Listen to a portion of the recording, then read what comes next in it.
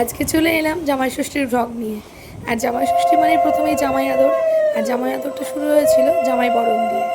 তো পিসিরা সবাই মিলে জামাইদেরকে বরণ করে নিল, তারপরে গিফটও লেনদেন হলো। এরপর চলে এলো জামাই ষষ্ঠীর মেইন পর্ব, সেটা হচ্ছে খাওয়া দাওয়া। আমরা সমস্ত শালিরা মিলে জামাইবাবুদের জন্য একটা কেক এনেছিলাম। কেকটা কিন্তু দারুণ টেস্টি ছিল খেতে, আর সঙ্গে ছিল আরও খাওয়া দাওয়া। জামাই ষষ্ঠী মানেই যে শুধুমাত্র জামাই শাশুড়ি মেয়ে এরাই থাকবে তা কিন্তু নয়, আমরা পরিবারের সকলেই একসাথে জামাই ষষ্ঠী পালন করেছিলাম। তো এবার চলে এলাম খাওয়া দাওয়া পর্বে। প্রথমেই ছিল পটলের দোরমা, কারণ সেদিন তো সোমবার ছিল, আসলে রবিবারেই পড়েছিল, আমাদের রবি সোম দুদিনই খাওয়া দাওয়া হয়েছিল। তো রবিবারের ভিডিওটা নেওয়া হয়নি, তাই সোমবারের ভিডিওটাই দিলাম।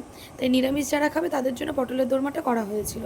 আর তারপরে ছিল কাতলা কালিয়া আর খাসির মাংস, একেবারে লাল লাল ঝাল ঝাল। মাংসটা দেখে আমার যেন এখনই খেতে ইচ্ছে করছে। যাই হোক, কী আর করা যাবে, এখন তো আর খেতে পারবো না, মনেই করি। এরপর শেষ পাতে ছিল চাটনি, পাঁপড়, মিষ্টি, দই। এইগুলো ছাড়া তো জানেনই জামাই ষষ্ঠী অসম্পূর্ণ। আরেকটা জিনিসও ছিল, সেটা হলো আইসক্রিম। আসলে এত কিছু খেয়ে সেই মুহূর্তে আর আইসক্রিমটা খেতে পারলাম না, তাই পরে ভালো করে পেটটা একটু ফাঁকা করে